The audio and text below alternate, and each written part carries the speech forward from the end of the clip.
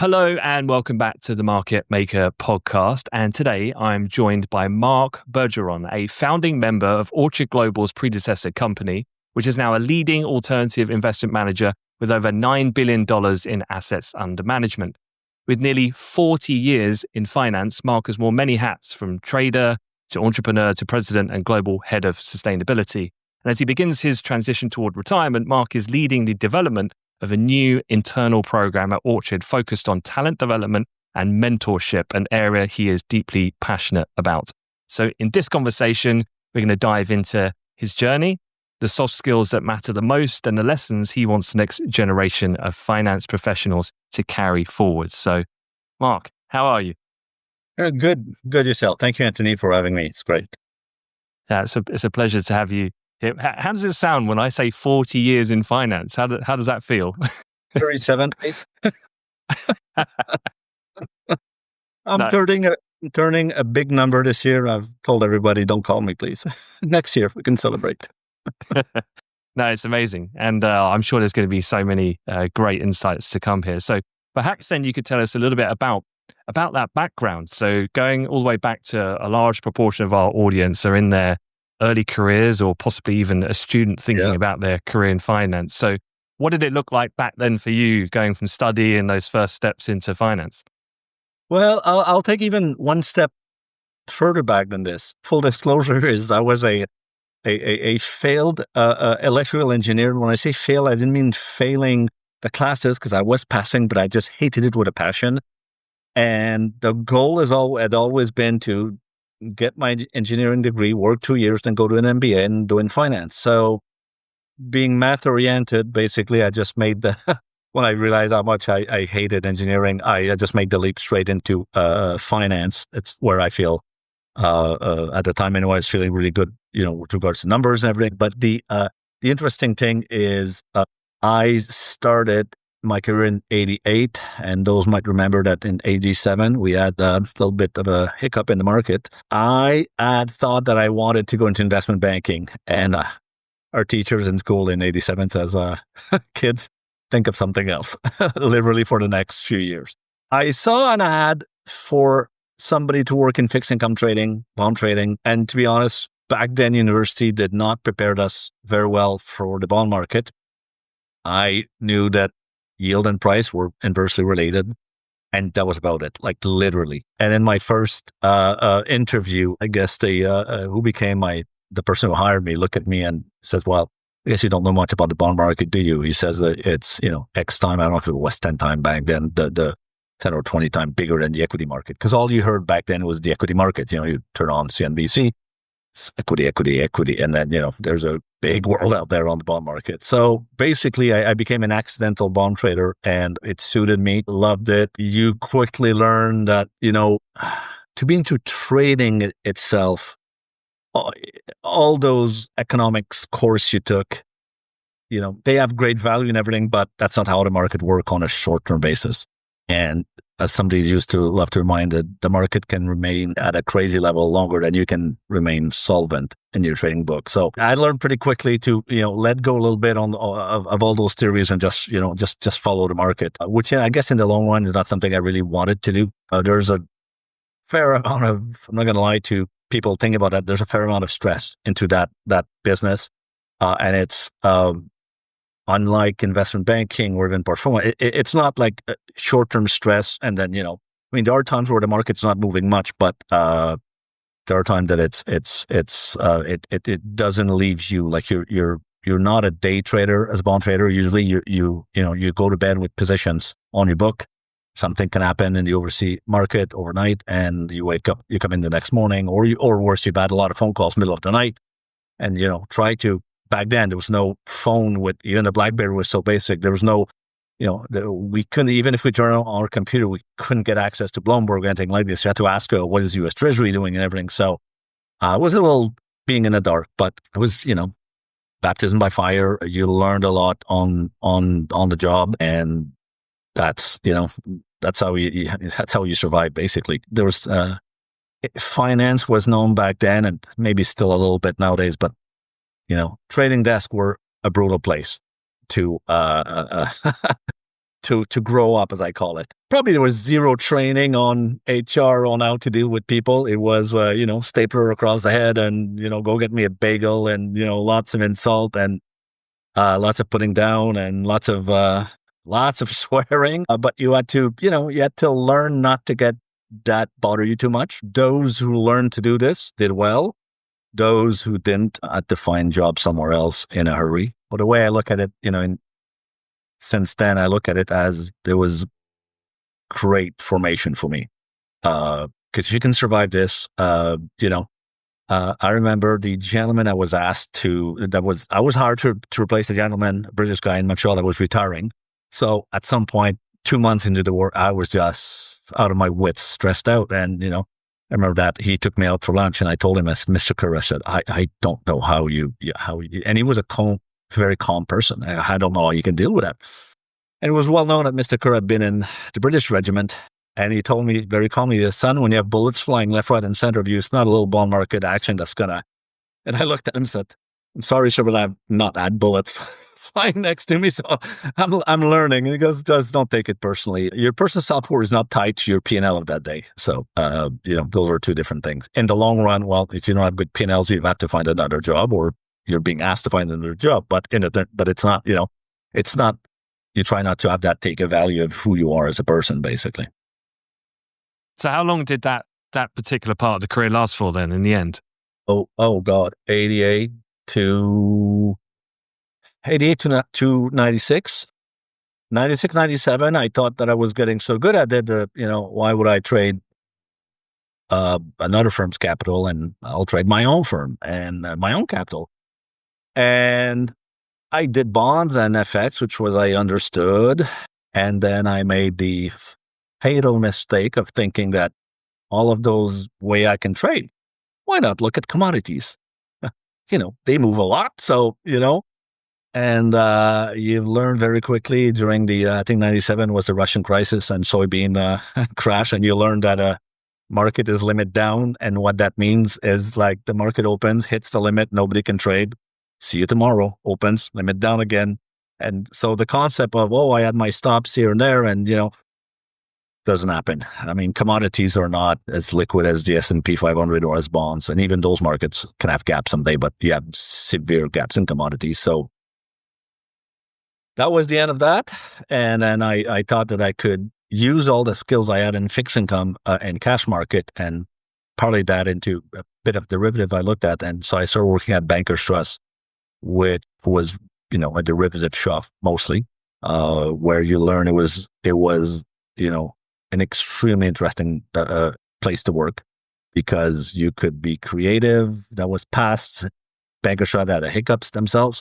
But after that, you could do equity derivative, fixed income derivative, you name it. And, it was really client problem solving.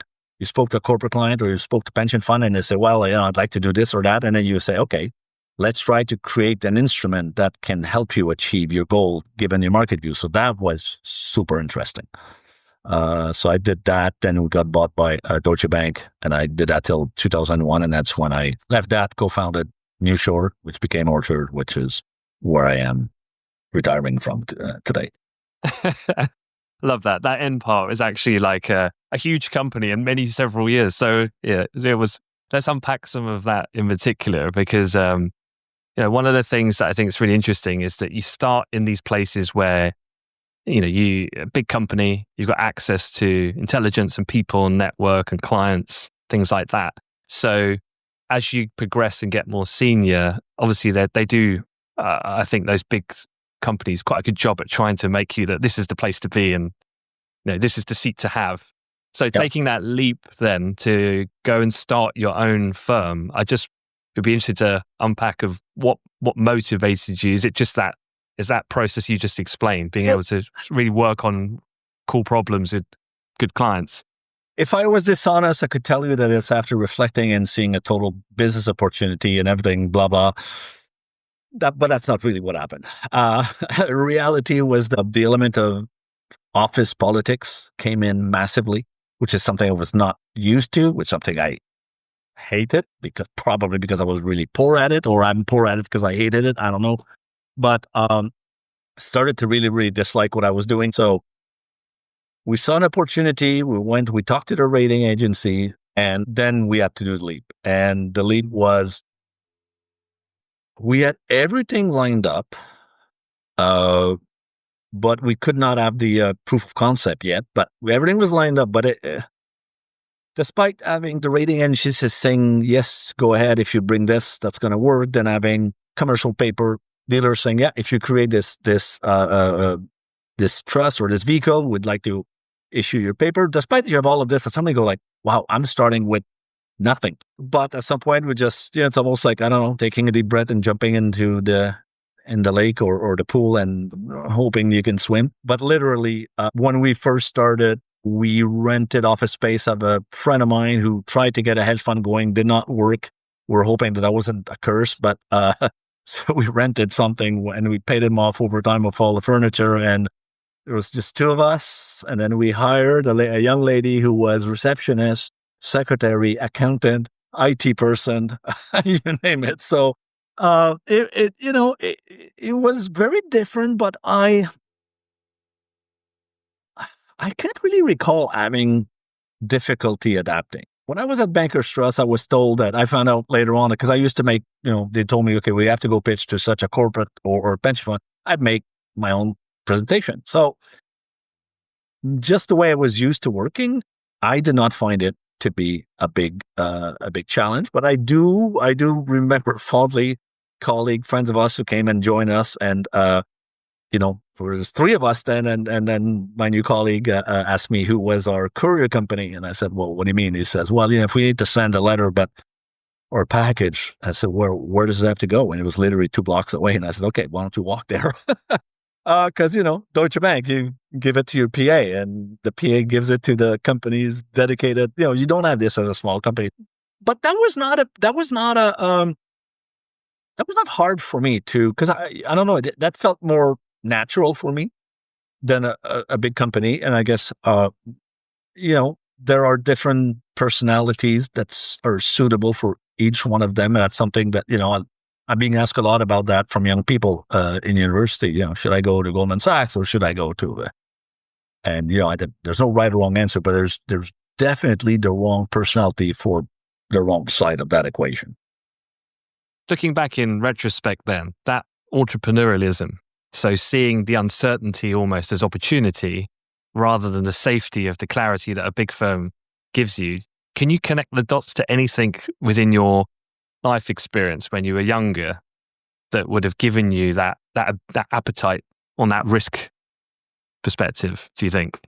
Again, full disclosure here. When my colleague and I started, we had put up the threshold was fairly low. We were so fed up. We said, look, if we can replace our base salary and earn enough money to pay ourselves a little bonus, we're good. That was literally the goal for the first year or two, is like replace what you had.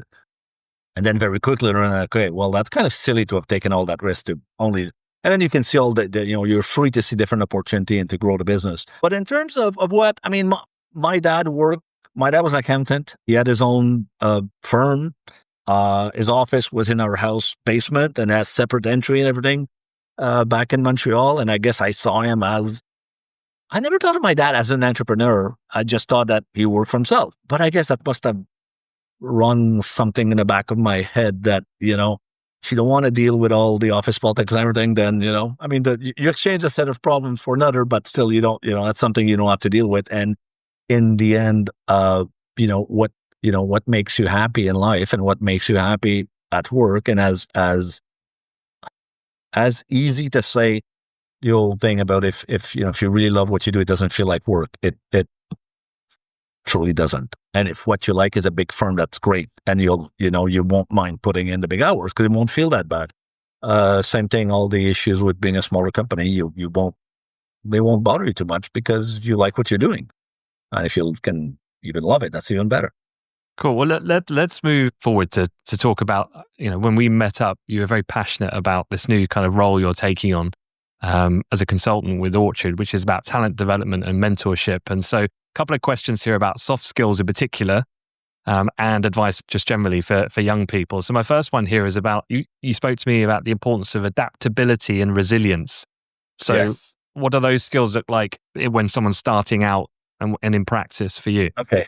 Let's start with resilience first, and that's maybe a bit more touchy. I think it's something that young people need to develop, and it's probably something that the younger generation,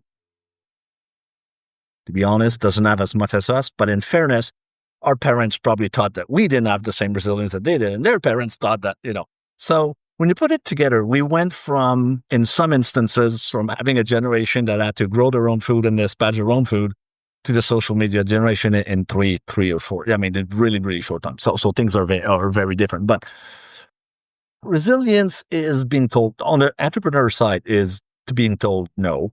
You got this great idea, it's not working, or even though you bottom of your heart, you think that this would be the greatest thing for this client to do, but they just don't see it the same way as you do it. So you have a no. Resilience is having your superior tell you that either diplomatically or not diplomatically that your work is not good and has to be redone. Resilience is trying to convey a message and you're having a lot of trouble, exactly putting either in writing or in a presentation what and you have to keep at it. You have to keep at it. You go and you present that to one group and you see their eyes rolls and nobody understands what you're trying to say. Then you got to go back and go, okay, don't take it personally. Got to redo it. So resilience is moving forward despite being said no, despite being saying it's not good enough, despite somebody maybe tell you, yeah, we don't really care about doing it that way. It's, develop a slightly thicker skin a little bit in that you have to depersonalize that. A lot of people see 100% of their work as equate that to 100% of their own personal value. I mean, there's a huge overlap. I'm not a psychologist and I know it's huge, but it's not 100. It's not because you did do something, wrong or wasn't great that you can't do it better. But the thing is, if you let that get to you, it's going to take you a while to, give your head a shake and go, all right, let's redo it. How do I do it better? Who can help me do it better? So resilience is to move forward. I have to move forward and not sit there and, lick your wounds for too long. Adaptability is once you need to get out of a bad situation or you can be as resilient as you want, but at some point, you can't do the same thing and expect different result, right? So adaptability might be the market moved. You can have the best ideas if you're a trader or if you're a structurer, or if you're, or you want to create a new fund. If you take too long, maybe that was a brilliant idea 6 months ago. It's not. The market is moving. The economy is moving, especially now with AIs. I don't even want to think how quickly things are moving right now. If you can't adapt, you're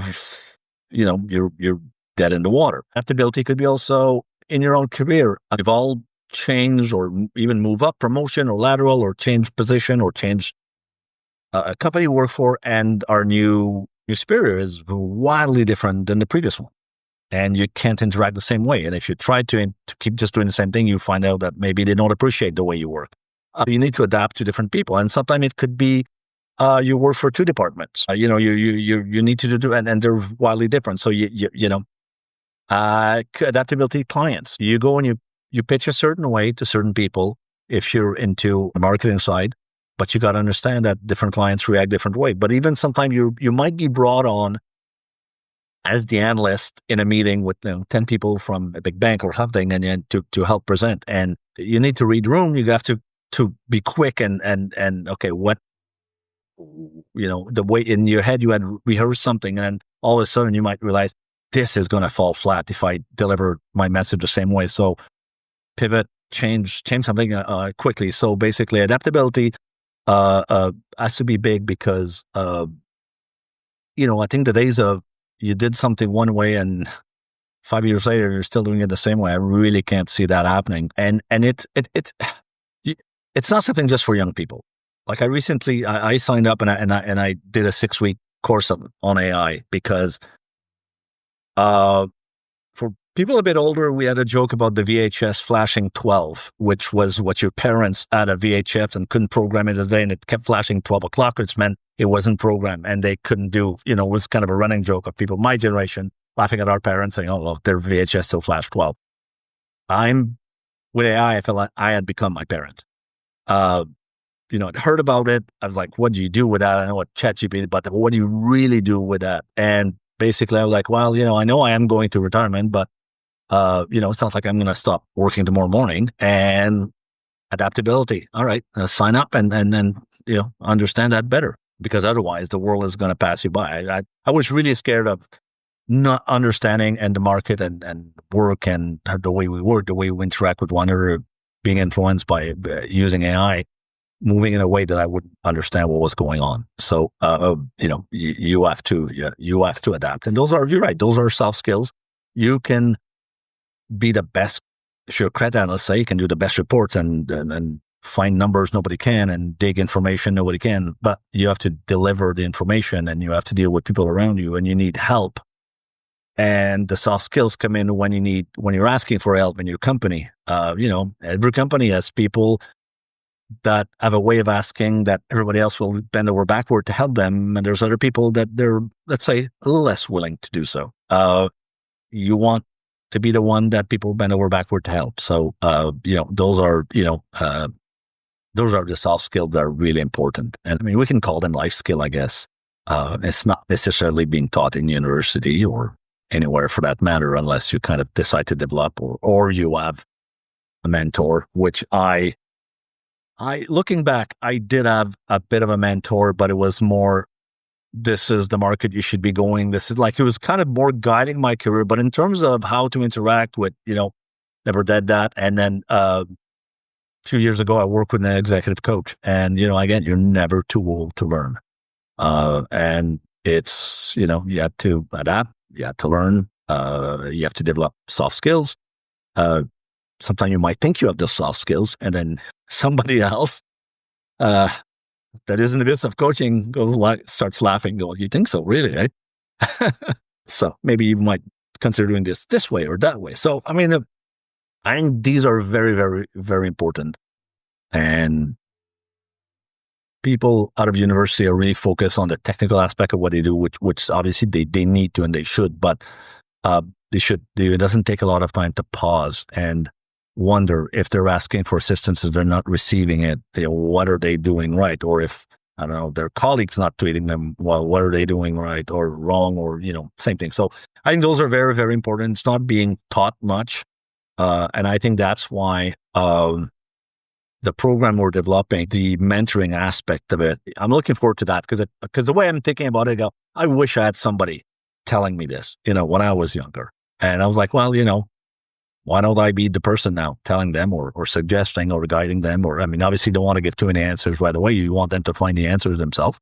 But, guiding them a little bit, I think would be great because I think we got onto this, Anthony, when the coffee was my view, and I might get a lot of flack for that, but my view that trading firms, investment bank, fund managers, generally speaking, I'll tone it down, but I'll say are not necessarily good managers of talent because mostly people get promoted based on P&L, how much money they brought in. If you're into marketing, how much money, how many clients you sign up or however your firm works. If you're a trader, how much money have you made? It's all driven by P&L usually. And people who are good at generating P&L can be good manager of people, but not necessarily. And I think what happened a lot of times is you'll find that the personalities that get somebody to be a bit more mercurial, to be more warrior-like and take no prisoner, all that, attitude that some people have, they're great to get. They don't play well in the sandbox with others necessarily, results in great P&L, but you put somebody with that mindset in charge of a group of individuals and it's chaos. And I've seen it at firms I work, I've seen it at friends' firm, I still see it, grabbing a coffee or lunch with somebody and they're downloading how mad they are at their work and what's happening there. And you see that, all over. So, we're not a we don't tend to be a business where, I don't mean just fund managers, I mean literally banks, investment banks, and then like we don't tend to develop people until they're very, very high level. So when people are, approaching, C-suite or directorship or something very senior, then the company starts to think, oh, well, maybe executive coach them and, and all this. But otherwise, whereas for my wife used to work in a pharma industry, and they spend weeks at seminars where they're trying to coach people on management skills, basically, or people management skill. And like in terms of in marketing or sales, they won't necessarily put, maybe the best salesperson needs to be left as a salesperson, and putting them in charge of other people is going to get their revenue down, and they may not be good enough in management of people to bring everybody else up as much of what they're down, because they're not selling 24/7. So maybe you put somebody who's not the best salesperson, but is more organized, better communicator. And, who cares that person is not the most profitable salesperson? The firm is going to profit probably more by putting somebody like this, putting really the best person who is the manager of people, and not necessarily the best marketer is not necessarily the best the best head of marketing. So I think that's something I'm really excited is to, for a number of times I sat back and been not unhappy about the way things were. Now I can, influence it and try to, I'd like to think with all our recruits that I will be an unbiased person for them. I've done a lot of the, as you mentioned, I've done a lot of the work at Orchard. I've worked in pretty much every department except investment and credit analysis, but I've done pretty much everything else. So I understand how the departments work. I don't have preference into any department, and I think for somebody to be able to ask, say, I'm having a little bit of trouble, knowing that it's not going to go to their superior and bite them back. I think it's useful, and I think that's I have that trust with people I've worked for a long time. I'm going to need to try to get it very quickly with those young people. And I think just sitting down and listening, I've done that twice this summer with our summer interns. Sit down, just grab them for lunch. Hey, let's go and have lunch. How's it going? And, not with the head of their desk. And I think they hopefully they thought that they knew that I was not there just to spy back to, but try to really see how they were doing and give them advice and everything. And, it's fun. I mean, it's empowering. It's great to be able to, because young people are not necessarily jaded after 20 years of, so you get sometimes to be a little sarcastic, a little jaded about, finance and the world, and to have people who are wide open eyes and happy and just, looking forward to develop themselves. It's great. You don't have to shape them into saying, there's not too many bad habits. You have to, we all pick bad habits in life and in uni, but you don't have a lot of work bad habits to fight against. So you can help them find their own way. And I think that really looking forward to that. I think that'd be really interesting. Yeah, no, I think that sounds awesome, because actually when people talk about resilience, they automatically tend to focus on the individual and individual's mindset. But actually, I think to build a resilient workforce, you need to give them space to be able to fail, to ask questions, to voice opinion, and giving people of a lower down, let's say, ranking within the company's structure or hierarchy. I think that's such a healthy thing, because in a controlled and way, of course, but to be able so that they can feel heard and free to voice things and not just harness it and let these seeds of doubt or anxiousness grow. But the caveat there is you also need to coach the people they will be reporting to a little bit, because, some of us don't necessarily, there are people who go through the thing, well, my boss told me I couldn't say anything, so therefore I'm, kind of like, it's been done to you, you're going to do it to the next person, and we're going to break that cycle. And it's like for us to say, look, you got to let them fail. You got to let them say something stupid in the meeting. Hopefully it won't be in front of clients, but You got to let them do it. And yeah, maybe the first time it's better to take them aside after the meeting. I always, one thing that I'm very, very strong on is public praising, but private chastising. The old style of, I'm going to give somebody a dressing in front of everybody else. It does nothing. I mean, it's so counterproductive. It's not even funny. But, again, because it's been done to people, they're like, oh, now I'm the one that can do it, So trying to break that cycle, I think that's, you got to let them fail. You got to let them find their own direction. You got to let them,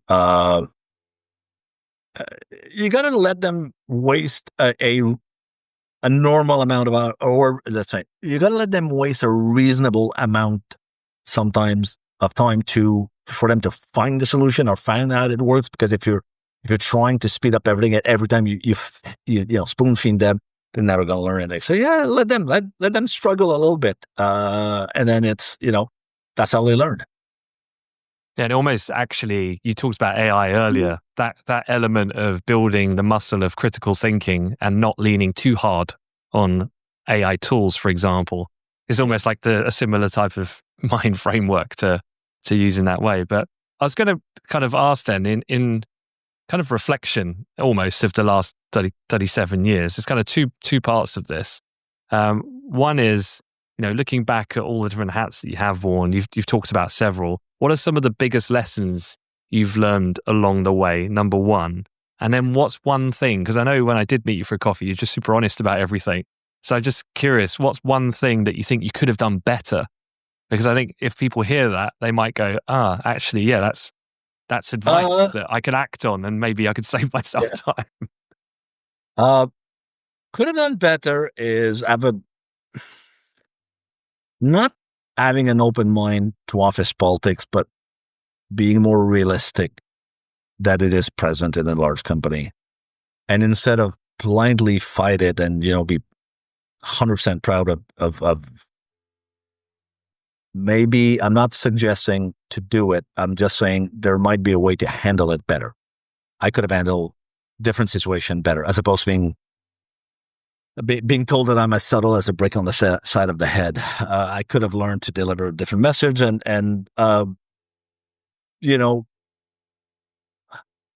could have understood once you understand what makes somebody tick a little bit or click or what float their boat, once you understand that a little better, it's easier to adapt your answers to them or how you work with them, as opposed to, assuming that, there's one way to do something and it's your way or the highway. No, I think being more attuned, let's bring back to what we said earlier, being attuned to the soft skills earlier in my career.